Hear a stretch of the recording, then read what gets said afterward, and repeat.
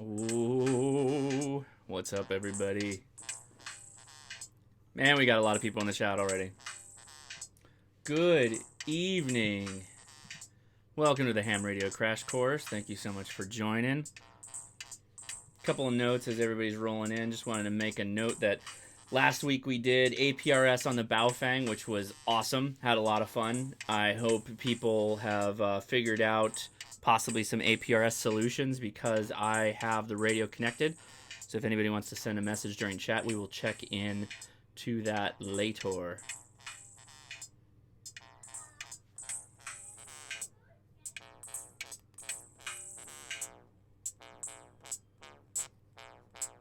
Woo!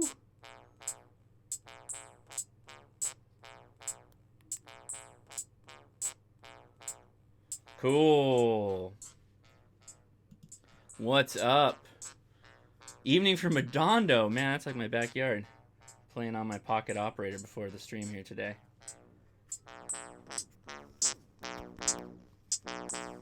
Still such a cool little device. Put it around your neck. It's like a little portable synthesizer. All right. Kicking off the Ham Radio Crash Course today, we're going to get back into the general license discussion. Today, though, is on antennas. Lots to talk about antennas. Antennas are one of my most favorite aspects of ham radio, aside from maybe... look at that focus. Come on there. Focus on that beautiful screen. It keeps getting out of focus. These Logitechs, man. I'm going to have to... There we go. That popped. Somebody got their tech license. The Steel got his tech license. Congratulations. Good evening from Arkansas. Good evening from Missouri. Now, we got a lot of people in here tonight. That's awesome. Thank you so much for hopping in. All right. So, yeah, I was saying, today we're going to be talking about antennas. And antennas, aside from the cool radios that everybody drools on, antennas kind of take a back seat, but they're probably equally as important, if not the most important thing in your ham shack. Of course, the kids start screaming right now. Of course. Leia just clammed down on Edison. So, antennas are super important. If you're going to spend the money and you already got a station, you should always upgrade your antenna.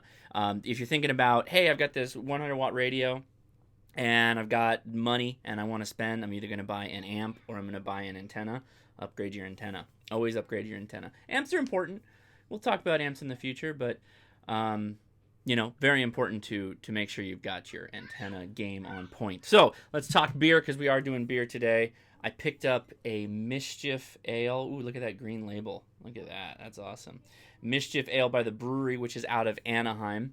I've been there many times. It's a hoppy Belgian-style ale, so this is going to be somewhat between. It's going to have the hops of a Belgian, but a bitter IPA kind of taste to it. I love that combination. The APRS is clicking off. I haven't got the message tone yet, but I will be listening for that. Oh, Edison. Already having a tough time with this stream tonight. Funny story about Edison while I pour this beer.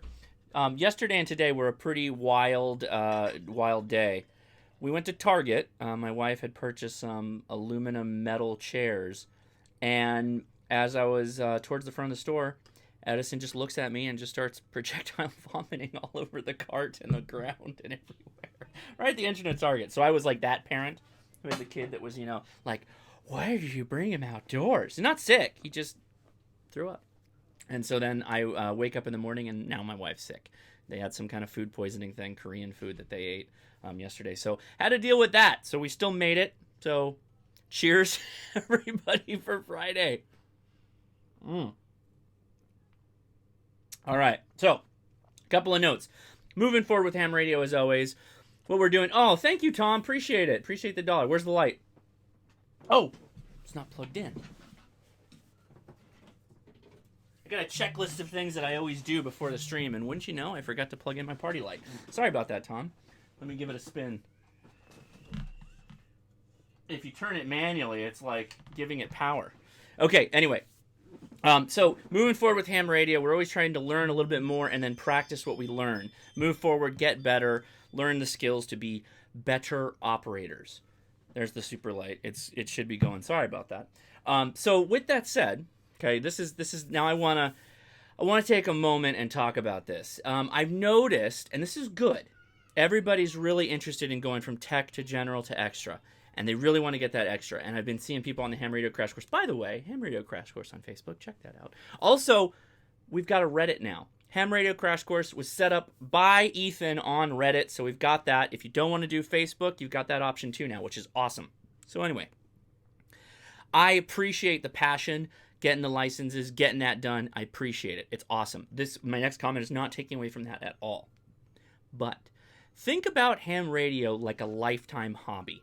You're going to be in it for a long time. You have time to get better, to build your skills up, to learn CW, to build a great antenna, to build your favorite station.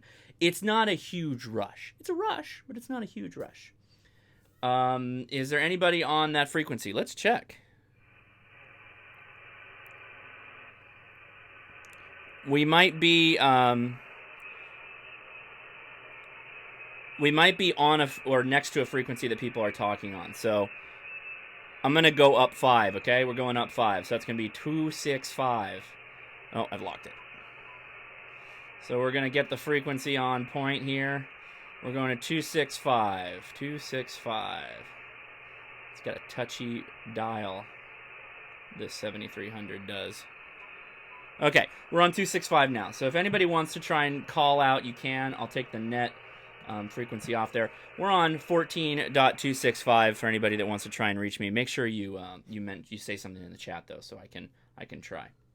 Yeah, you can, Franklin. You can absolutely try on 20. Go for it. Give me the go ahead when you're going to transmit though, and I'll turn up the volume because I don't want to blast out my mic. I'm not going to jump around though. I'm just going to. Ooh, that's tart. Not very bitter. Yeah, I'm not going to jump to 40 right now. I'm just going to stay on 20 meters. My call sign it's right there on the screen. Kilo India 6 November Alpha Zulu -7 is what you want to message me if you want to send me an APRS, by the way. Which I haven't heard any beeps or anything like that, or message beeps. So, cool. Oh, he's transmitting now. Ooh.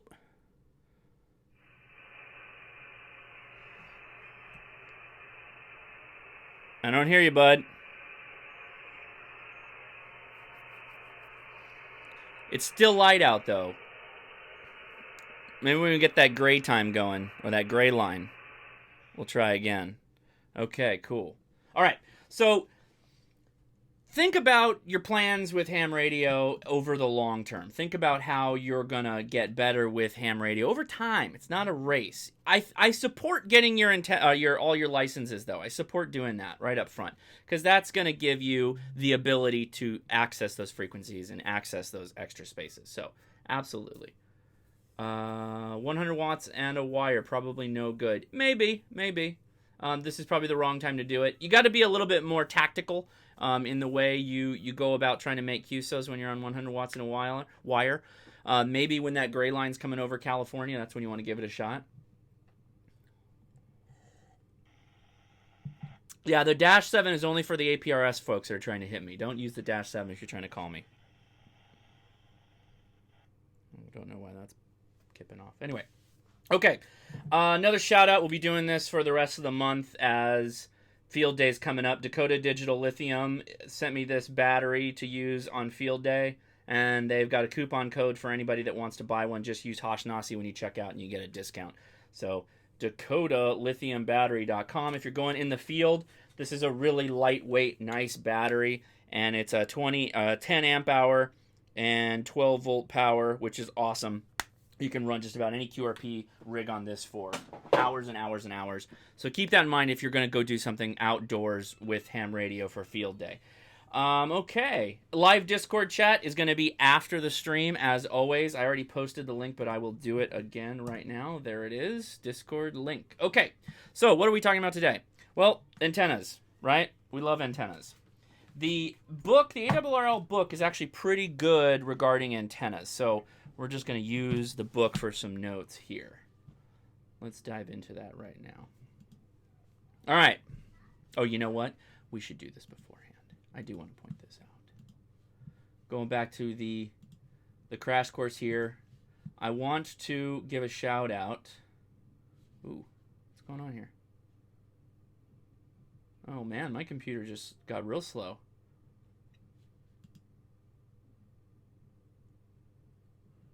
That's not what I want. Wow, sorry about that. I don't know what's going on. I'm having a hard time with Facebook right now. Oh, here we go. There it is. So we got a really cool post on the Ham Radio Crash Course. This is a post about getting out and doing radio. Mike Roberts posted a really cool story about him going to CPAC, and you can read the whole story on the Facebook page, but he says he was out there for a couple of days, met a lot of ham radio operators. They got to work single sideband and QRP FT8 right there on the beach, next to the fire, next to the bonfire. Super cool. So wanted to mention that. And then lastly, Dave Edgerton passed away. Most of you don't know who he is. I didn't either until the person reached out to me. I think one of his relatives on YouTube. Basically, Dave is the reason why we have email over HF or satellite email. Dave came up with the concept using a Motorola radio and the Inmarsat terminal to basically figure out how to transmit email. And he was there during... There's an explosion there. So I wanted to give the shout out. It was nice of them to say, hey, you know, he passed and the importance of him. Inventor of satellite email. Cool. So there we go. All right. All right. Let's get that chat above the fold here. There we go. Cool. All right. Camera is flipping out. This is great.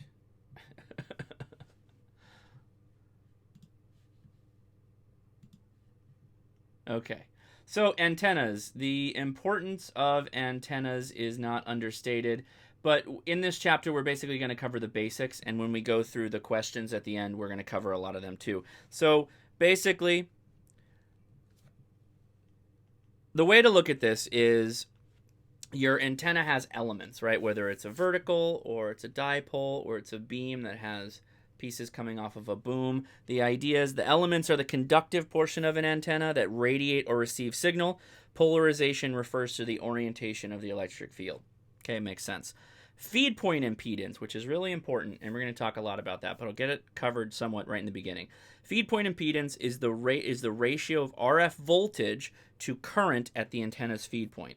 An antenna is resonant, which means resonant implies that it is capable of transmitting RF. Resonance when the feed point impedance is completely resistive with no reactance. Okay, so that basically means the antenna has nothing coming back at it. All the power is going out of the antenna. It's in tune, if you will. Is a simple way of thinking about that.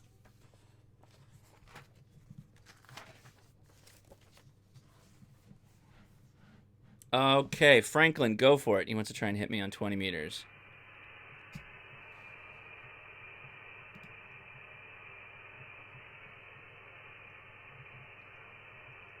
Shoot.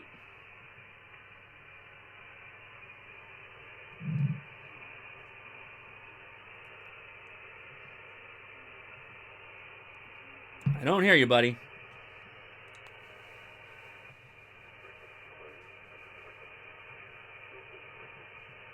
Oh!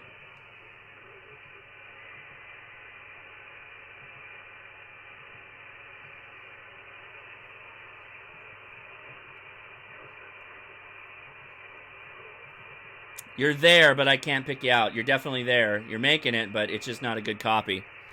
Let's try later. Go check on a world map like PSK Reporter and see where the gray line is. Go look at the gray line, and when the gray line's over Southern California, let me know. In fact, let me check. Nope, still really bright outside. Don't try yet. Let's try when I'm on the gray line. So it says somebody tried Hashnasi on the coupon code and it didn't work. So I will message Dakota after this stream, but also if you want to, you can message them. They may answer you before this whole thing's over. So, man.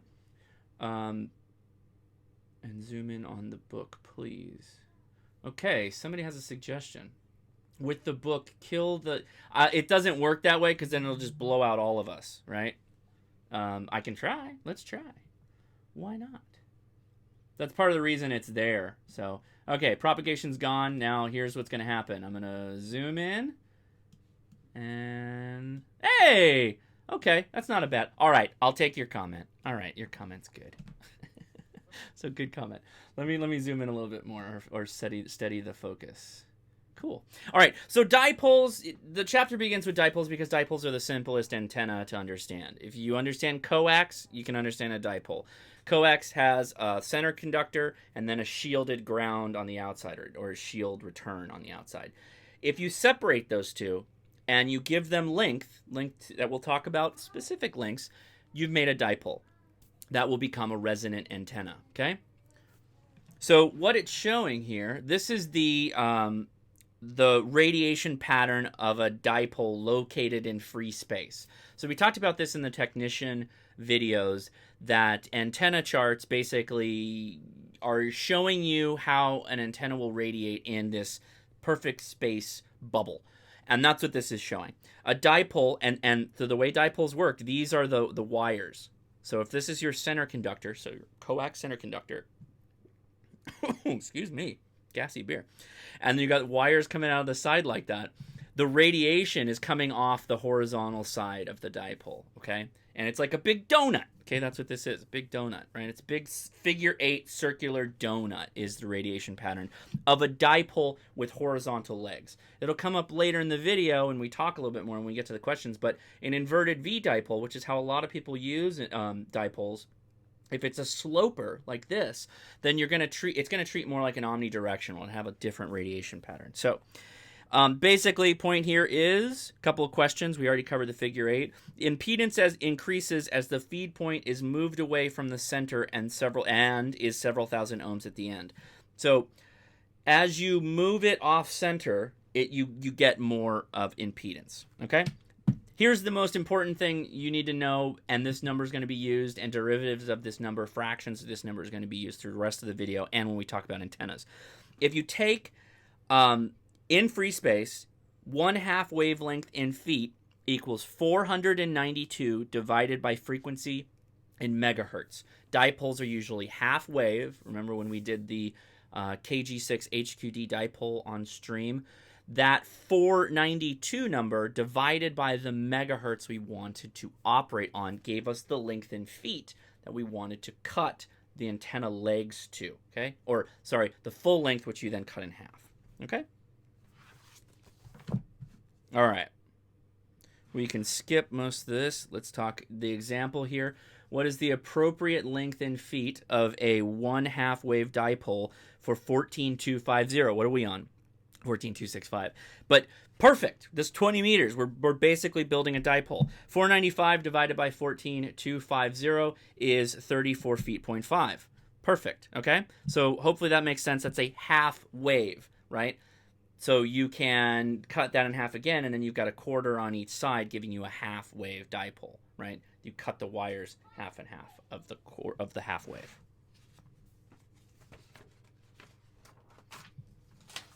Okay, here's something I'll admit to not knowing when I was a technician.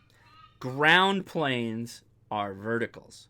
Verticals are ground planes. A vertical is just a dipole with half of it cut off. Your radiating element is the vertical portion, and the other portion is your ground, right? It's using the ground and the radials you put out as the other half of the dipole. Now, HF ground planes are mounted at the ground level, obviously, or you create a ground level based off of other things you can do to manipulate. But for simplicity's sake, here is an image that covers it perfectly. If this is your feed point, this is a half wave dipole, this is your radiating lead, this would be the other half, right? Well, you're just going to have the ground here. This is your conductive ground plane, and there's no actual line here. But the image, they call electrical image, is what you're going to see, basically, the radio believes there to be. Quick comment. It's Swifty says, DX Maps is showing lots of contacts across NA on 20 meters. Yeah, 20 meters in the daytime is great. Even at dusk, it's fine. 20 meters propagates really well, so there's a lot of times that there'll be activity. As it starts getting darker, though, people are going to go to 40 meters, and it's going to be a little bit more, I don't know, they're going to be more action on 40 meters and the lower bands at that point, 60, 80, 75, etc. So, all right.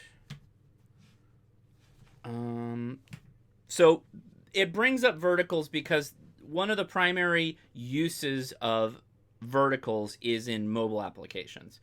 Some of you who've already got your technicians, you're probably thinking about a mobile antenna, and a good mobile antenna is a vertical, like a whip or something to do with that. And that's what a lot of people use in mobile. A full-size quarter-wave mobile whip is not feasible on HF bands below 10 meters, so loading techniques are required. We're talking about loading right now. Let me read this really quick. Most popular mobile antennas by far the whip. Steel-mounted rod mounted over the conductive surface of the vehicle, giving omnidirection coverage. Okay, so now they're talking about loading. Oops, sorry about that. Okay. Physically small antennas, loading techniques. It's going to come up later. But basically, well, let me scroll this down. There you go. So you can't, again, think about the band you're on. 40 meters, for example. It's 40 meters, right?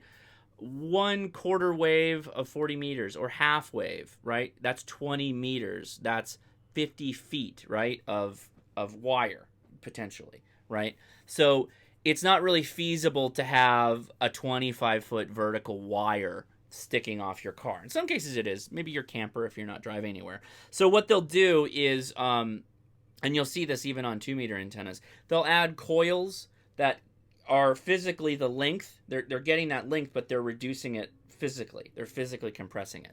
So you'll see HF mobile antennas that have wire closely wrapped and bunched around it. In fact, I'll grab my ham stick in a little bit, but we still have a while until the green line. Yep. Yes, Franklin. Let me know when you think the ground line is or the gray line, and then we'll try again. I'll focus on this, though. But I do want to try to get you.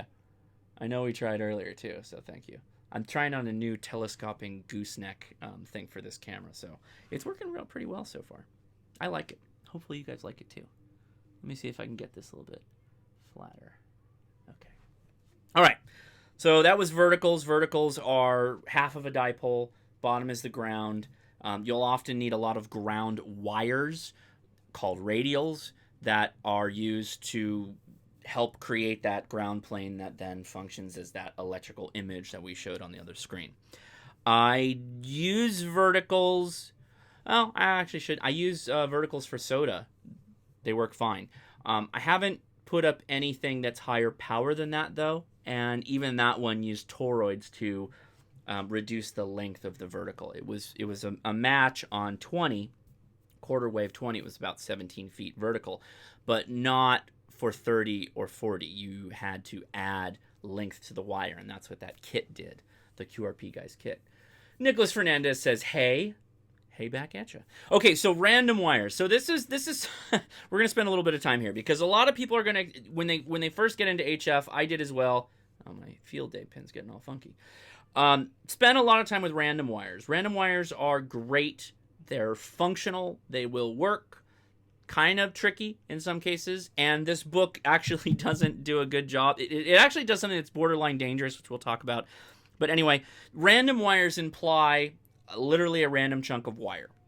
It may not be resonant on a given frequency. In fact, a lot of the times when you use a random wire, they're cut to not be resonant on any one frequency because the antenna, the radio will then want to work on that frequency and it can cause problems.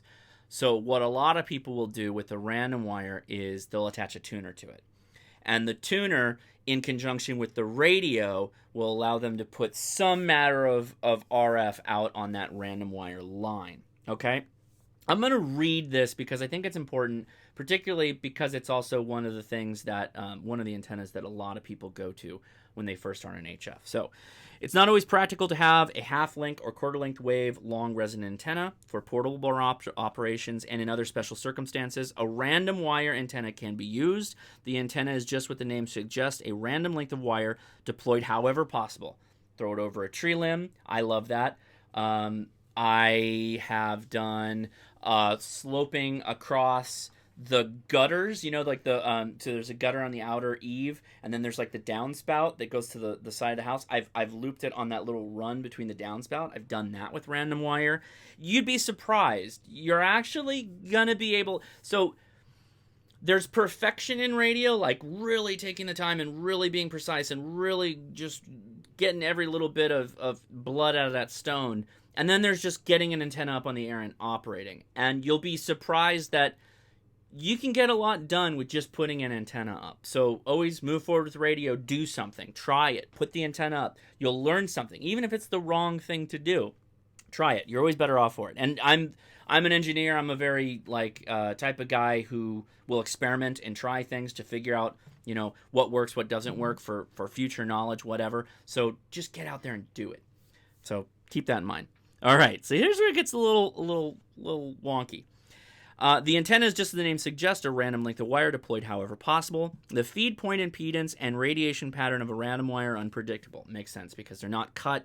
You don't know. And usually, now what the book says is, I take a bit of umbrage with this, but we'll talk about it. They're saying that usually a random wire is connected right into the back of the transceiver, which it can be sometimes. That just goes back to my whole radial discussion. I've talked about those little BNC splitters, right, with the doublet, with the 2 wires coming out of it that you put into the BNC splitter. Well, you still have to have the counterpoise. Counterpoise being the driven angle of a dipole, and then the counterpoise. You still have to have that. So the radio is going to have a counterpoise hanging off of it for random wire. Sometimes they go directly into a radio, sometimes they don't. Okay? The feed point impedance and radiation pattern of a random wire antenna are unpredictable. Got it. A true random wire is connected directly to the output of the transmitter, more commonly to the output of the antenna tuner, right? As we've covered. Here we go. The station equipment and its ground connections are thus part of the antenna system as well. Using this type of an antenna may result in significant RF currents and voltages on the station equipment and can cause RF burns. That is a question in the test. So I don't think they're advocating for that. I don't think that's what they're doing here. I think they're trying to explain that this can totally happen and does happen. So generally, the tuner will help knock some of that down. Station grounding would be important at that point. That's a kind of a weird question to have in the test, I think. And of course, there's the errata. I'm sure Tom's already typing it. I can count to 5, and I bet you Tom's going to say, check the errata. There might be errata. There might be. But still, it's kind of an interesting point to make. But it can happen. So... Oh, really? Somebody is testing 1, 2, 3, 2 on 625. Well, let's hear. Is there a lid? I don't know. Maybe it's my friendly troll that has been commenting. Okay.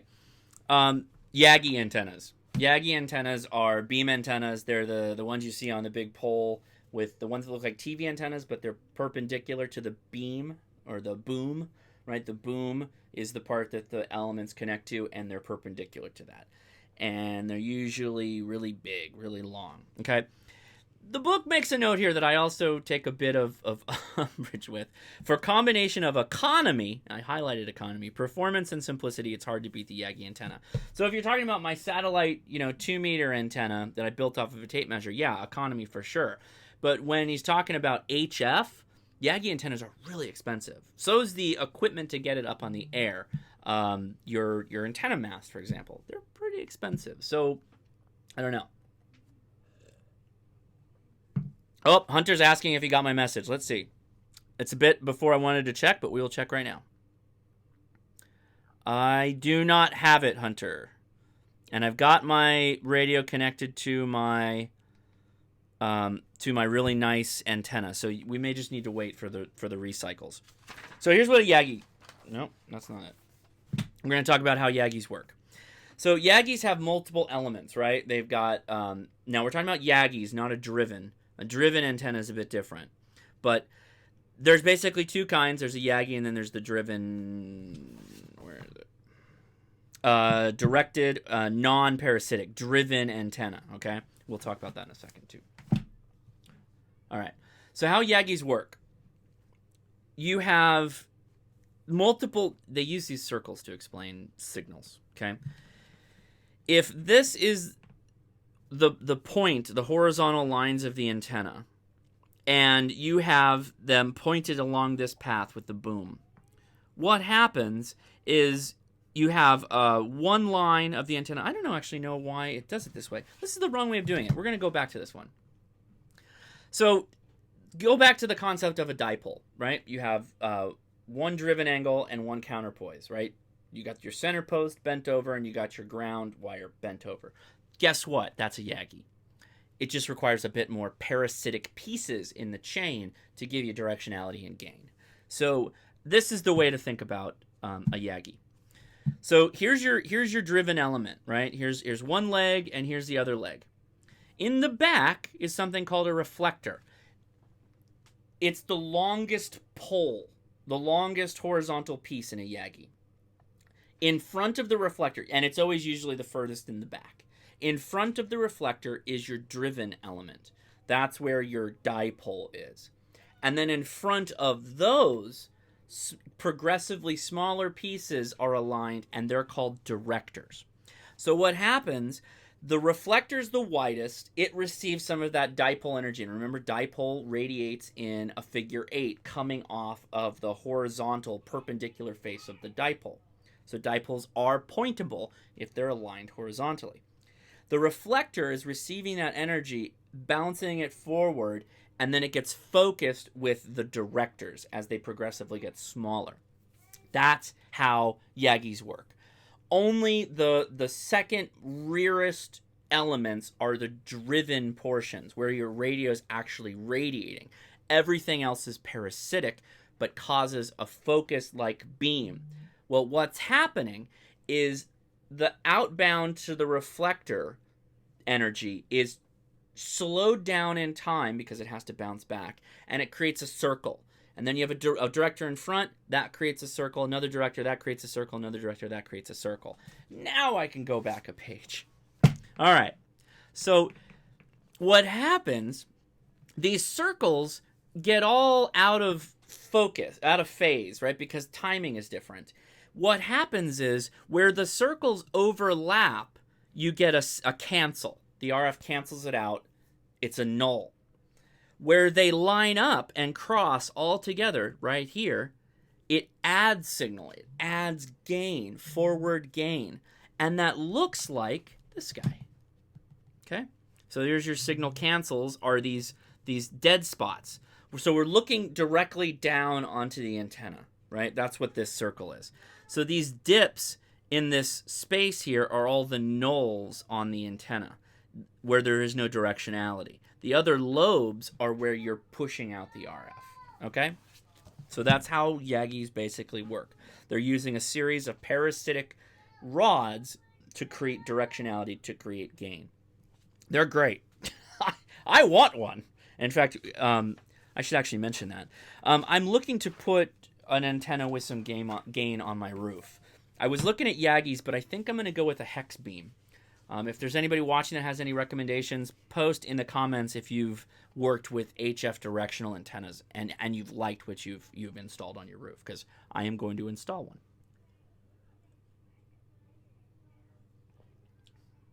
one. Yes.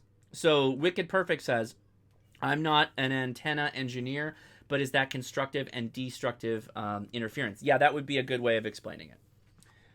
Joe Wilson, I am using the General Class License Manual by the ARRL. If you want a quick link to it, it's in the description in my Amazon store.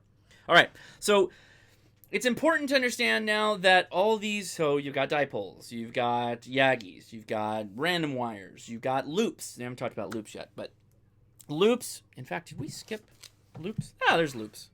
Not much to say about loops other than, well, wait, no, there might be stuff to say about loops. Yeah, I skipped the whole thing.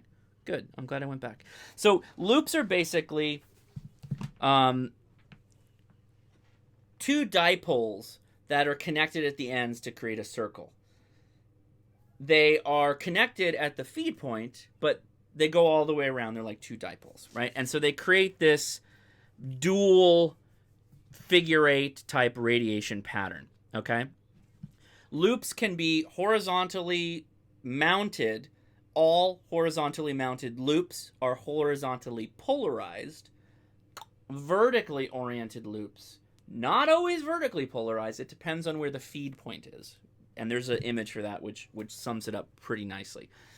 Loops are pretty nice, and I recommend them for people that have apartments, people that are on the go a lot, get in the field. Loops are great. Loops are economical, and you can even make loops for frequencies up in 80 meters. I talked to a guy at the ham radio outlet in Anaheim. He has a loop at home. He loves it. It's horizontal 80-meter loop that goes around his property. Kills it, he says, on FT8.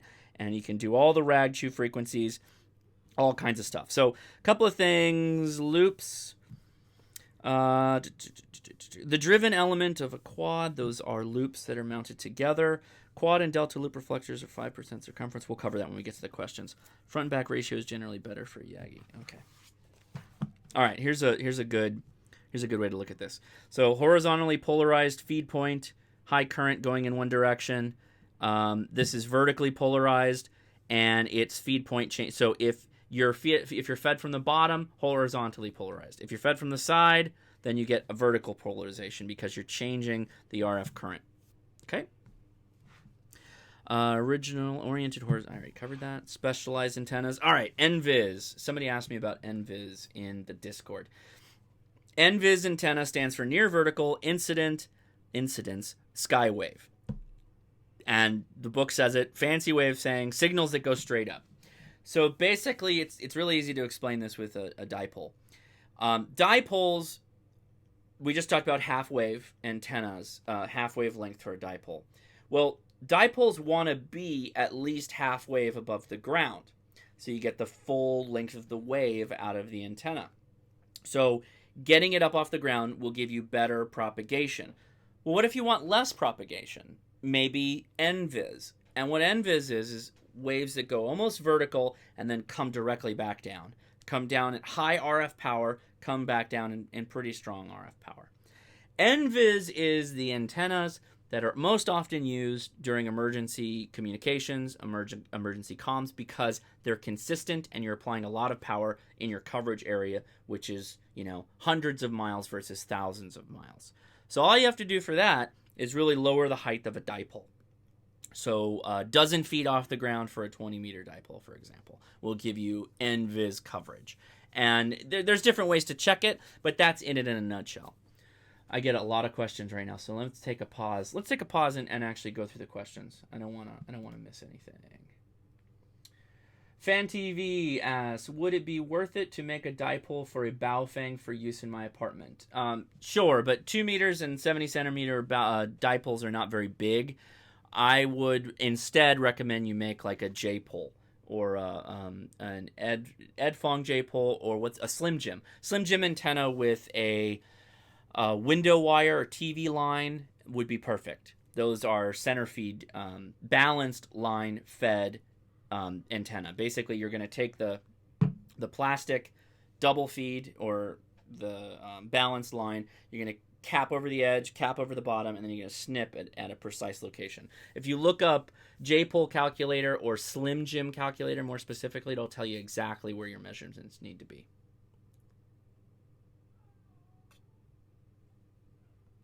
Okay, question. Yagi reminds me of LRAD, the riot control sound laser. Nice. Patrick Dickey, I wonder if I could mount that on my ceiling. Josh, do you work DMR, and have you been on Bridge 3100? If you do get I'd love to chat with you about antenna design. I have DMR, have it, but have not been using it. I've been using a lot of Fusion because I picked up that FT2DR, which I've absolutely loved. I am trying to get ready, though, for field day, so I'm going to probably have to get through June before I get back to DMR. That's just my hunch right now, because I really need to focus on my CW and getting everything laid out, because I want to produce some videos for the equipment I'm using. Like, I think next standalone video is going to be about my power. Solar panel, batteries, what I'm going to do to power my radio, my equipment. Franklin Lewis says, I just purchased a 20-meter Mosley tri-band Yagi. I have a 43-foot tower, and I'm looking for a rotator for the whole setup to come together. Yeah, that's great. That's exactly what we're talking about. So that's awesome. Now, If you don't mind, you don't have to. But what did you spend? I'm curious. So you just for the antenna, if you know how much the tower was, 43 to 10, that'd be cool too. But I don't want to put you on the spot. If you don't want to tell it, that's okay too. Kyle Craig says, once you get your general ticket, an NVIS is great to deploy to participate in your local state QSO party. Yes. QSO party is a couple times a year. They do a statewide QSO party where you try to make QSOs with people in the state, and some people try to make QSOs from outside the state into said state. And it has its own logging system. It's very cool. And that's its own thing right there. So that's awesome. Franklin Joe Wilson says Franklin okay. Just upgraded to extra today. Seth says just upgraded to extra today. Watched one of your videos when I was looking into my tech. Thank you. Awesome. Thank you. And that's awesome that you got to extra. That's extra special. I hope you're on the Ham Radio Crash Course.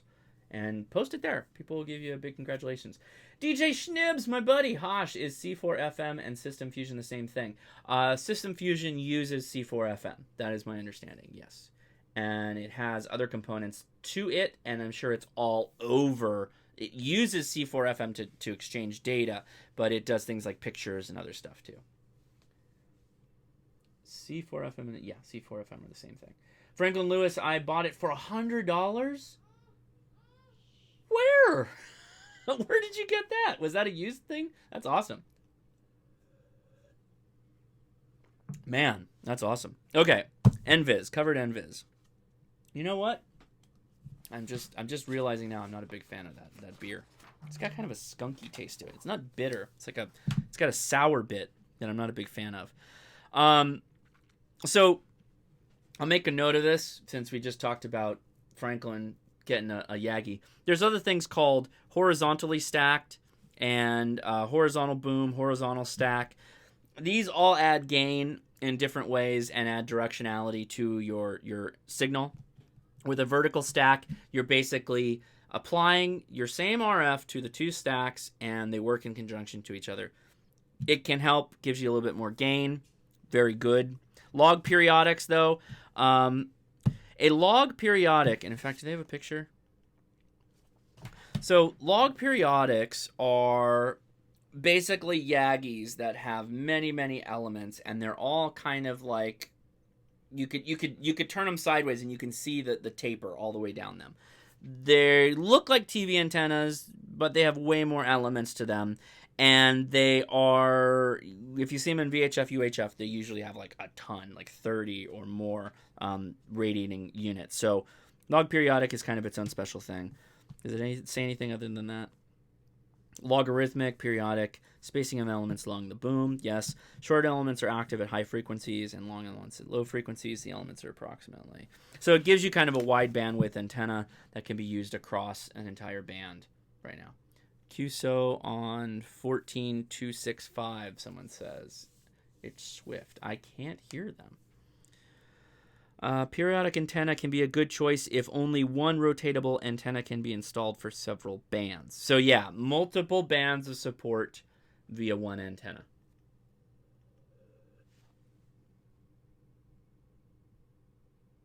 But not a, it's still a compromise.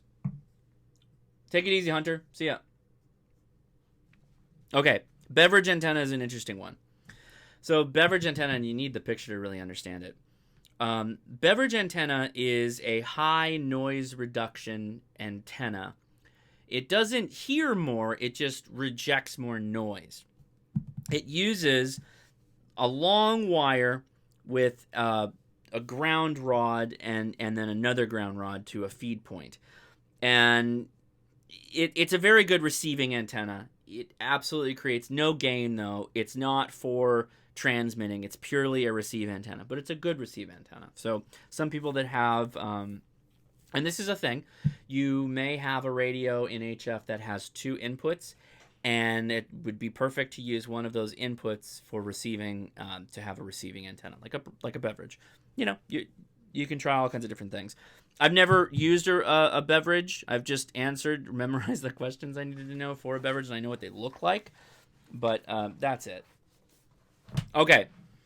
So we started talking about compromise antennas a bit. A compromise antenna, all antennas are kind of a compromise for different reasons. Unless you're building like just a monoband dipole, they all have some bit of loss incurred to try and either support multiple bands or other things like that. Enter multiband antennas. Multiband antennas are usually a compromise between supporting multiple bands. For instance, that's what this is right here. That's what this is showing. This is a 10 meter, 15 meter, and 20 meter resonant antenna. And what it's using are these things called traps.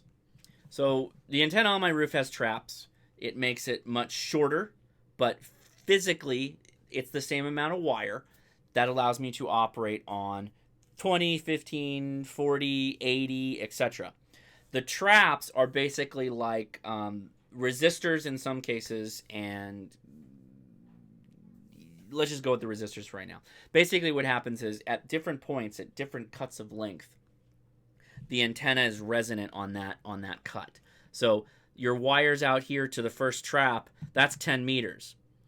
From your second trap through to from the first trap through it, so it's become resonant, it's resonantly useful on 15 meters. When it gets to that second trap, it cuts out. So it's exactly the length of material, of wire needed to be resonant on that frequency.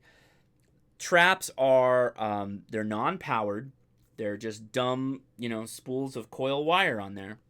But they act like a cutoff switch, like a physical cutoff switch that stops the antenna from being resonant or using more of that wire. The downside of that, though, is you're obviously not a fully stretched out wire, a perfect monoband, so you're going to get some losses incurred from that. But you gain the ability to have multiple bands in support. Yeah, the Beverage Antenna was created by a guy named Beverage, oddly enough. So, all right, feed lines. Here are all the feed lines that you'll common see. Coax. No, that's a double shield coax. Single shield coax.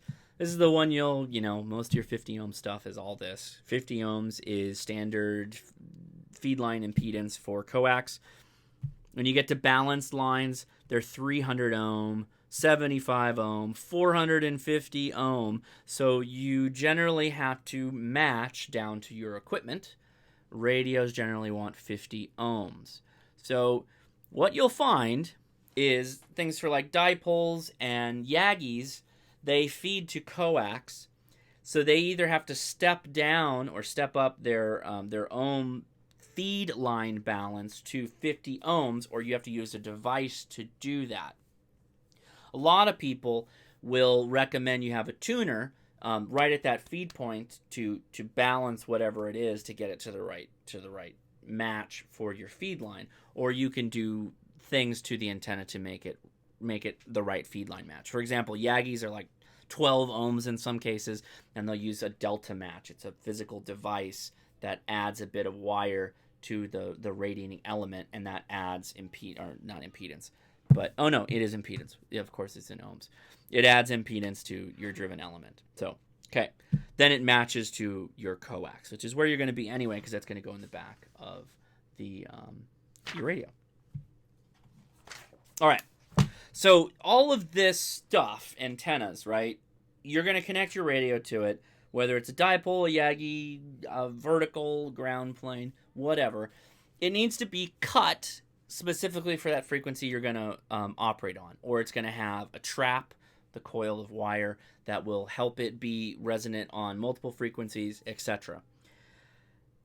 You measure that by your forward and reflected power, and it's called SWR, standing wave ratio. So there's a lot of math, well, not a lot of math, but it's pretty simple actually. Where is my forward reflected power? SWR is equal to the ratio of the higher of the antenna feed point impedance or feed line characteristics impedance than the lower. That means a ratio is always greater. Okay, so a 1-to-1 is a perfect match. So we just mentioned feed line. What if you had a 300 ohm feed line impedance into your 50 ohm coax? Well, you divide those two. Well, let's just use 200 because they've already got it here. 200 is your feed line impedance into your 50 ohm coax that goes to your radio, your transceiver. That's a 4-to-1 match. If it's 50 to 10, that's 5-to-1 match. If it's 50 and 50, boom, that's a 1-to-1. That's what you want. What that means is that there's no resistive impedance along that line. You're pushing all of your RF energy out into the antenna, and you're vibrating the air particles, sending it at the speed of light. So that's why we match antennas. We want to put as much power out as possible. What if it doesn't match? Well, then you have a mismatch. And you have to have a mismatch because you're never going to have a perfect match. You're never going to have a 1-to-1 match. There always will be a mismatch. Some of that power is reflected back via the feed line and back into your transceiver. In some cases, the tuner soaks that up, and there's other ways to deal with that. So case in point, I mean, we can talk about, we're going to get to that right now, but the ICOM 7300 has a built-in tuner. It'll handle up to a feed point mismatch of 3-to-1. So a 3-to-1 mismatch, however fractionally you want to do that, 300 and 100, right? 30 and 10, 3-to-1 match. Any more than that, you need a tuner. Well, what would you need a tuner for? A 4-to-1, a 5-to-1, a 6-to-1. Any of these mismatches would require an antenna tuner. Hopefully this is making sense. Ask a question if it's not. Oh, Joe's got it. I thought I maybe didn't cover the trap well enough. Patrick asked, silly question, do you take the traps off or when you want to work a lower frequency? Yeah, sorry. Or does it just power through them? Yeah. So Joe, hopefully Joe answered the question. So Patrick's asking, do you have to take the traps off? No, they're permanently wired into the antenna. What happens is when that straight line, which is resonating on 10 meters, hits the trap, it stops. Because at that point, at that cut point, that's the resonant point for that antenna on 10 meters, and it stops. When you want to do 15 meters, it's going to hit that point, and it's going to power through all those loops, and then it's going to hit that flat line, straight wire, boom, it's going to hit that last trap, and it's going to stop, because that's the 20-meter trap, or whatever, 15-meter trap. So that's exactly what that is. So without getting too... Carl asks, Carl, we covered tuners a bit in the electric components video, but in an essence, the antenna tuner is going to match your transmitter impedance, feedline impedance, to the antenna feedline impedance. It's going to match the two. It goes in between your transceiver and your antenna. So if we go back to your ratios here, when you have a 4-to-1 match, the tuner is going to step into it and it's going to try and drop the 4 to a 1 and get the 1 to match it, right? And what usually happens, I did a video on my MFJ, 993B. The tuner tries to get it to a 1.5-to-1 match, which is still a good match, and then that's it. Now, we will talk about tuners right now. Impedance matching. It's like we're purposely doing. How are we doing on time? Oh, wow, we're blowing through the time. Sorry about that. We're almost done. All right, matching the feed line and load antenna impedances eliminates the standing wave from reflected power and maximizes power delivered to the load. I just covered this, right? You want the most RF going down that feed line. You need a tuner, and you need to tune your antenna to do that. If you have a multi-band antenna, you need a tuner, or you can try and play some games there, but it doesn't work out that well. The device used to reduce the SWR at the transmitter connection to the feed line has many names: impedance matcher, transmatch, antenna coupler, antenna tuner. How it works: antenna tuner does not tune the antenna at all. It doesn't do anything to the antenna. It doesn't change the length of it. It doesn't change its radiation pattern. It doesn't do anything other than change the impedance of your antenna system at the end of the feed line to match that of your transmitter. Its job is to just match the impedance. Because what will happen is if your impedance is too high, your radio simply will not transmit. Or on some older radios, it will transmit, get really hot. You could damage things. You could put a bunch of RF into your shack. You get RF burns. All that stuff happens when you have a massive feed point mismatch with your antenna, which is that whole random wire thing that they mentioned earlier. A random wire massive mismatch will cause RF burns.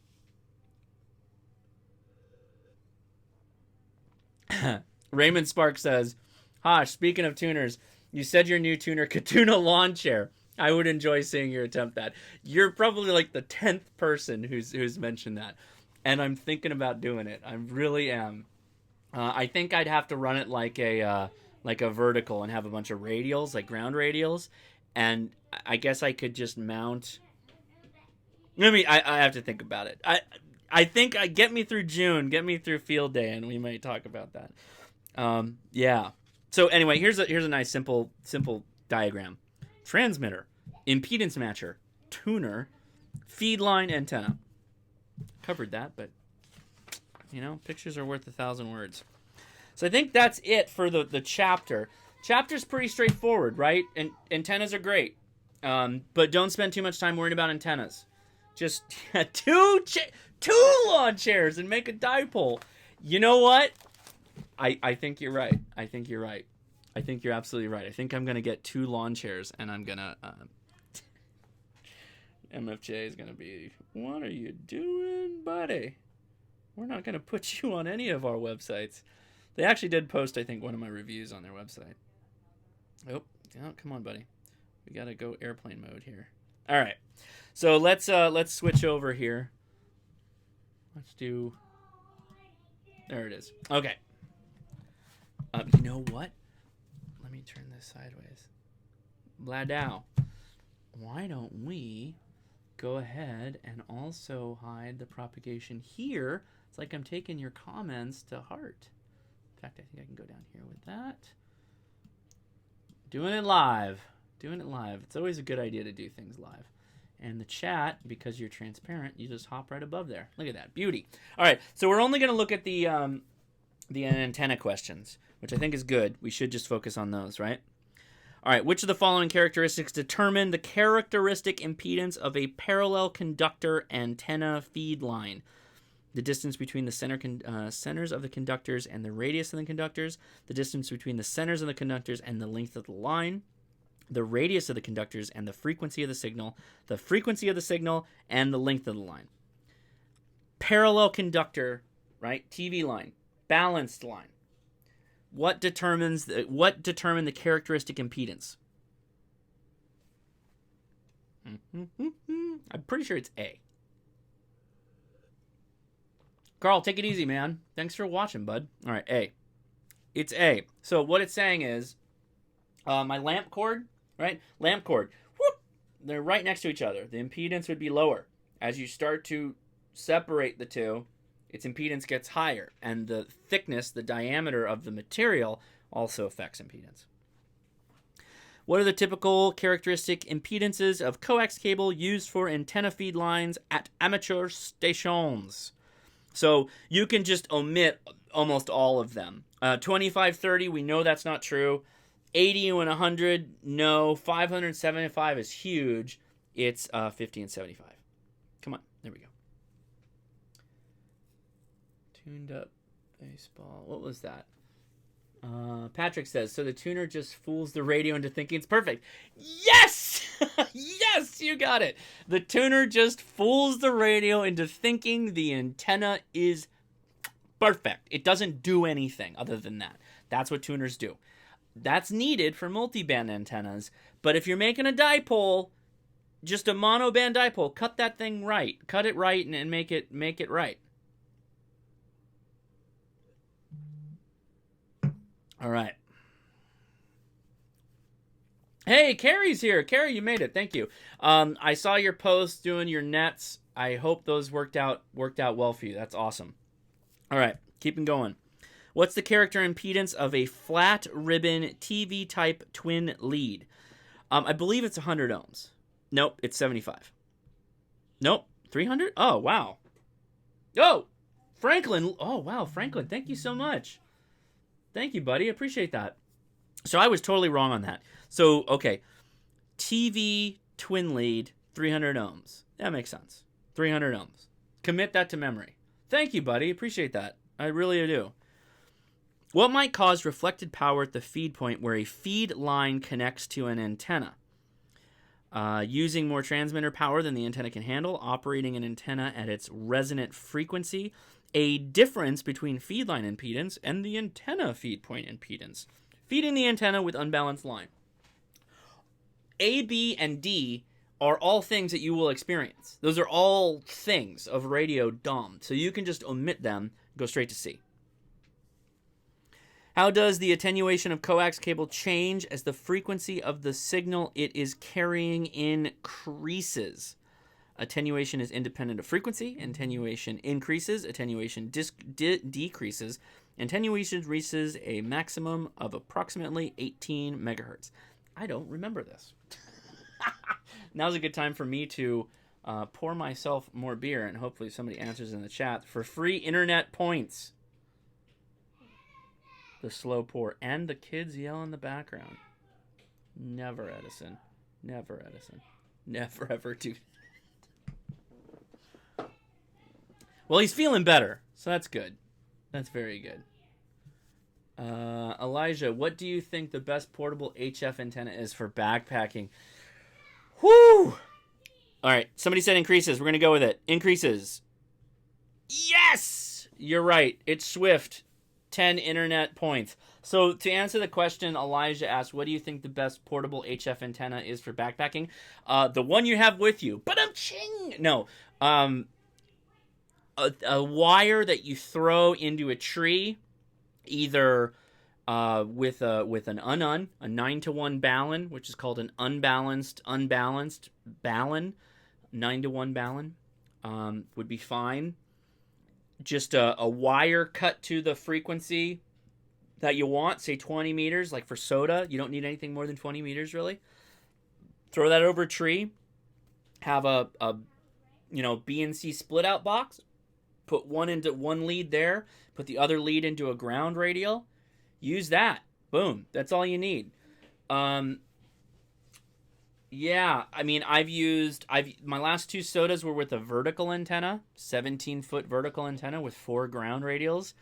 I've used my MFJ Big Ears, which is too big, but perfect. Man, it's a great mobile antenna. It's a really nice mobile antenna to have because it is very effective. It's very good receiver. Simple dipole. The Jerry dipole would be fine. Totally fine, and it's cheap. That's the cheapest of all the options, I think, other than a random wire and some BNC cables. But you could totally do that. Like, literally. Okay, let me...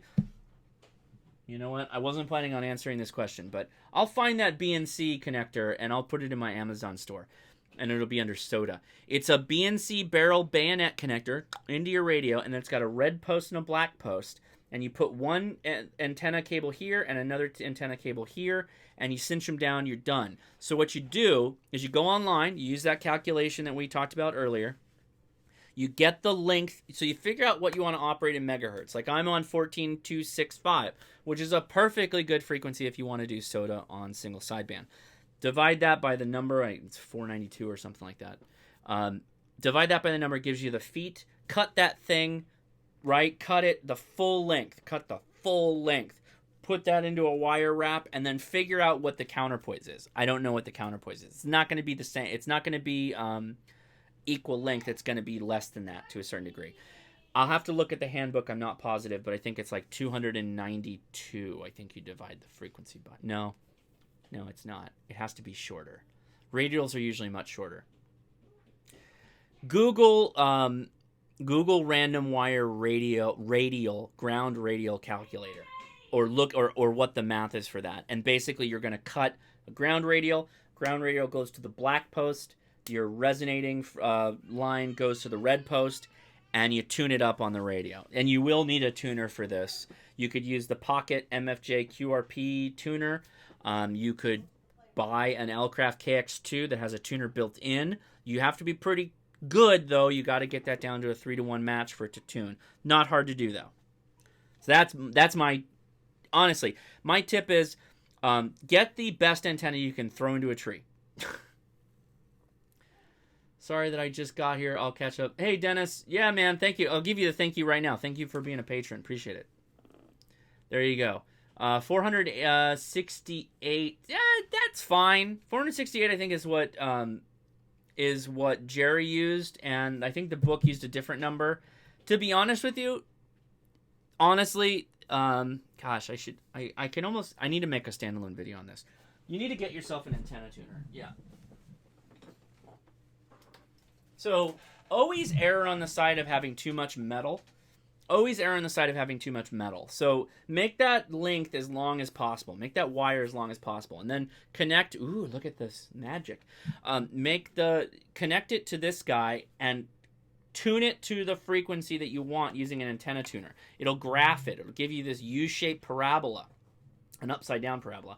And the U-shape is showing you where the lowest feed point impedance is, the lowest SWR. And then you're just going to start walking it in, walking the length of that wire, whatever it is, a vertical, the radials, a dipole. Just start walking it in until you get to the point that you're at a really good resonant spot. Oh, Tom Garcia asked a tough question. What gauge wire would you need to use to transmit 100 watts? Is there speaker wire thick enough? I think you should be close to 12 gauge or 10 gauge wire would be my recommendation. In what units is RF feed line loss usually expressed? Ohms. Oh, feed line loss is decibels per 100? Yeah. See, I remembered stuff. Decibels per 100 feet. Ohms is impedance, the matching of the antenna, but the loss, the RF loss through the coax cable is in decibels, dBs. What must be done to prevent standing waves on an antenna feed line? What's a standing wave? SWR. What causes an SWR off-kilter ratio? A poor match. Okay? The antenna feed point must be at DC ground potential. The feed line must be cut to a length equal to an odd number of electrical quarter wavelengths. The feed line must be cut to a length equal to an even number of physical half wavelengths. The antenna feed point impedance must be matched to the characteristic impedance of the feed line. Perfect. Done. There you go. That's an easy one.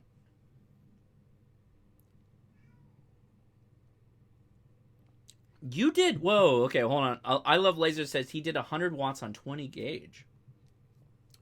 Then yeah, go to town with the speaker wire. I think the only problem with the speaker wire is that you're terminating into a BNC connector at the radio. You're not running through any coax. So 20 gauge 100 watts is pretty good. That's pretty awesome. I'll be honest with you. I always err on the side of being safer rather than sorry. I have no problem spending a chunk of cash on wire. So if you can do 100 watts on 20 gauge, that's awesome. Thanks for the correction. I will try that. Frequency divided by 0.39, the correct answer. Awesome! Joe Wilson, 10 internet points for you. He says frequency divided by 0.39 is the correct answer for ground radials. Awesome. And the more you have, the better it's going to behave. But have them in at least one and then pairs. If the SWR on an antenna feed line is 5-to-1 and a matching network at the transmitter end of the feed line is adjusted to 1-to-1 SWR, what is the resulting SWR on the feed line? 1-to-1. No? Wait. Why was that? Okay, now I got to read this one. 5-to-1. Okay. Oh, because it doesn't change anything. The tuner does not tune the antenna. If the SWR on antenna feed line is 5-to-1 in the matching, what is the resulting SWR on the feed line? Yeah, it's 5-to-1. See?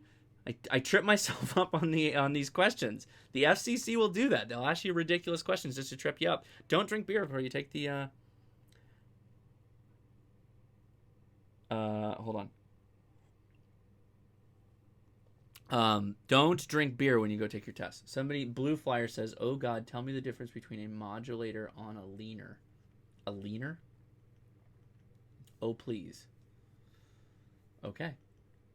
The Hillomost LLC LW8 series was the one I used. Oh, okay, cool. Awesome. What standing wave ratio will result when connecting a 50 ohm feed line to a non-reactive load having 20 ohm impedance? Would that... Oh, 200 ohm. 4 to 1? Yeah, 4 to 1. That's just a simple division. What standing... Oh, it's going to be one of those. What standing wave ratio? I have to do simple math. 5 to 1. 50 standing... Okay, see... I'm getting ahead of myself. This is where you get in trouble. Take your time. Again, I will repeat the moniker that the first person who comes up with a tattoo that says, once you get to 75%, go take the test, you get 100 internets. What standing wave ratio will result when connecting a 50 ohm feed line to a non-reactive load having 10 ohm impedance? 5 to 1. D. There you go. What standing wave ratio will result when connecting a 50 ohm feed line to a non-reactive load of 50 ohm impedance? 1 to 1, baby. That's what you want. See, these are all just math at this point. I'll just knock these out. What standing feed line result when connecting a 50 ohm feed line to a non-reactive load having a 25 ohm impedance? 2 to 1, baby. Yeah, I can do the math. I can do fractions. What standing wave ratio will result when connecting a 50 ohm feed line to an antenna that has a purely resistive 300 ohm feed line impedance? 6 to 1. There you go. I can math. What is the interaction between high standing wave ratio and transmission line loss? I believe there's none. There is no interaction between transmission line loss and SWR. Okay. If the transmission line is lossy, high SWR will increase the loss. That may be true. High SWR makes it difficult to measure transmission line loss. You don't need to... Okay. High SWR reduces the relative effect. High SWR reduces the... No, that's not true.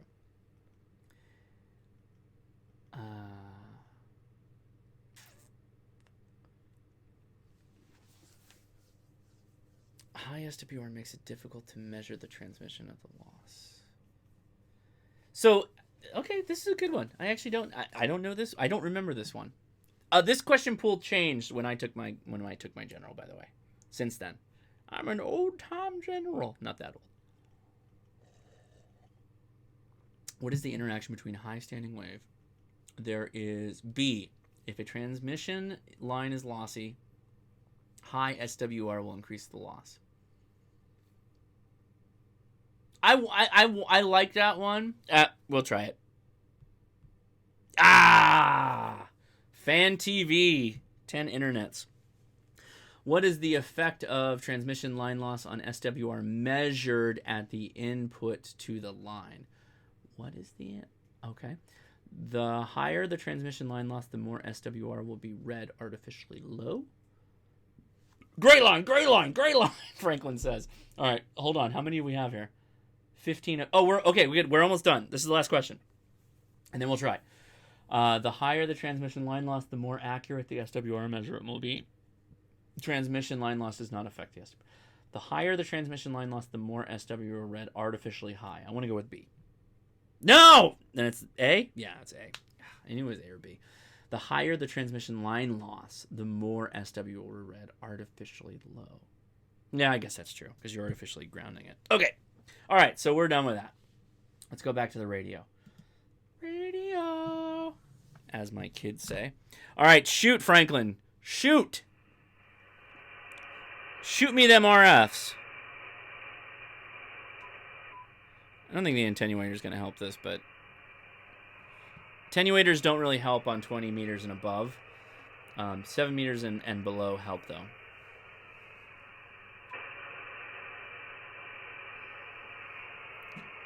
Shooter! Franklin, are you trying?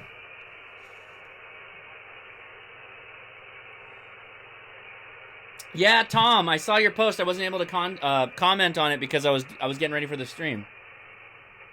But I saw that you hit 75% on extra, man. Good luck, dude. Good luck. It would seem like less power is being reflected back. Yeah, because it's lossy. It makes total sense.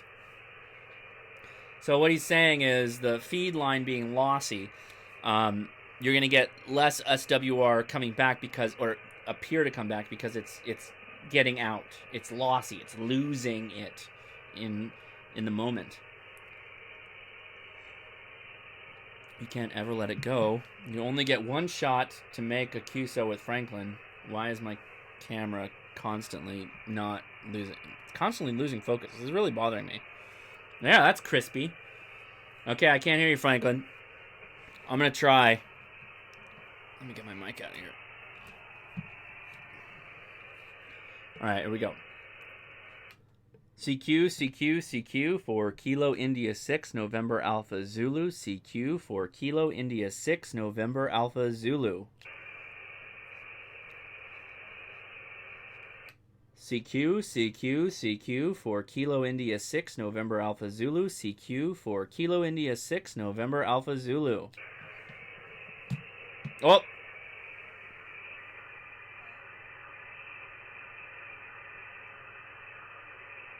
I can't tell if that's you or that's noise. I've got 2 lawn chairs on the roof. That's all I have for an antenna right now. I apologize. I can't make the QSOs with you. No, sorry. So if you're listening on HF and you're not hearing me or you are hearing me, make sure you post your QTH, your location, so I know where you're at, because that's really the only thing that's helpful. You're basically acting like reverse beacons. Patrick, the key to SWR questions is if you're hooking up larger connected to smaller or smaller connected to larger, 50 ohm to 10 or 10 to 50, you use larger to smaller for the ratio. Sure. No. Thank you, Tom, but no, the patrons are already doing enough. They bought the 3rd camera, and can I show you this? I'll show you. We're going to turn this around right now. They bought me my fuzzy blue pop filter. That's very nice. Things like that, man. That's I appreciate that. That's helping a lot. It's making the quality of the streams a lot better. All right. Okay, so basically we covered the questions. The antenna questions are fairly easy. They're fairly straightforward, and a lot of them are just fractional math. So that's awesome. If anybody wants to QSO with Franklin on that frequency, go for it. Franklin, you can use that frequency to your heart's content. All right, so I've got a couple things. Oh, let me check APRS really quick. I wanted to do that to see if we got any messages. Ooh, oh, I just lost my Gengar. Come here, Gengar. You can be... sit there right now. All right, so here's my FT2DR. So we're going to go to FW, message list, and I don't have anything. Wow. Hunter, I didn't get your message. Sorry about that, buddy. You tried to contact me, and you worked me before on APRS, and I think you also worked me on this radio, but not now. And there's nothing that should have been different. This radio is connected to a 17-foot, 2-meter antenna on my roof, which is a very nice antenna. I'm very happy with it, so I apologize for that. Okay. And let's do that now. Okay, want to say thank you to the patrons. We saw Carrie earlier, Michael Nieswender, Terry Hines, Jason Brown, Ken Neiman, the Brew Crew, of course. Cheers to all you fine people. Thank you so much for what you do. Jason Siebert, Mike Gatz, Gareth Broadhead, Franklin Lewis, Danny Miller, Von Dobbs, Chris Ebert. Hope I'm saying Ebert correctly. And David Dansero. I believe that's correct. Please correct me if I'm wrong. And Dennis Dunderdale. Very, very awesome that you guys are helping out there. I appreciate that. And everybody's helping out just by watching this. If you can, give me a thumbs up. I really appreciate it. That really does help, more than you know. I posted... So here, let me put this out there for the 65 people that are watching right now. If you're not already on the Ham Radio Crash Course, please go join. There's a link to the Patreon. And actually, there's a link to the Patreon in the description. I'm not trying to make you a patron, but I posted the June newsletter open to the public because it's about field day. And, oh, Dennis is spelled with one. Oh, I apologize. Damn. Did I? Ah, you got me. You got me. This is why I bring my wife in. Oh, Dennis, I'm sorry. I worked with, my father-in-law's named Dennis, 2 N's, and I worked with a guy named Dennis, 2 N's. I apologize. I'm sorry. I will fix that after the chat. So the newsletter is out on Patreon right now. You can go look at it. And it's about field day, and it's about station grounding. So I know at least Tom will want to go read that if he hasn't. I tried APRS twice tonight. Tom, did you try to message me twice tonight? You tried to message me twice tonight. Because that is not good if that's the case.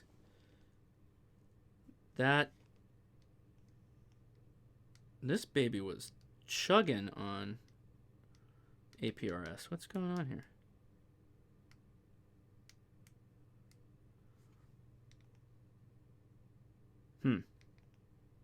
I'm a little bit bummed out about that.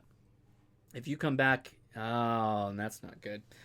Okay, well then I apologize. And you're using Ki6NAZ7? You did the -7? Hope you did the -7. Well, actually, I hope you didn't do the -7 because that don't mean I'm not screwed up. Anyway, check out the newsletter and go read the article on Field Day. That's my plans for Field Day. I will be doing a live stream, a large live stream, the Friday, the Saturday, and the Sunday. That's my plan. And I messaged you too, or at least tried. Well.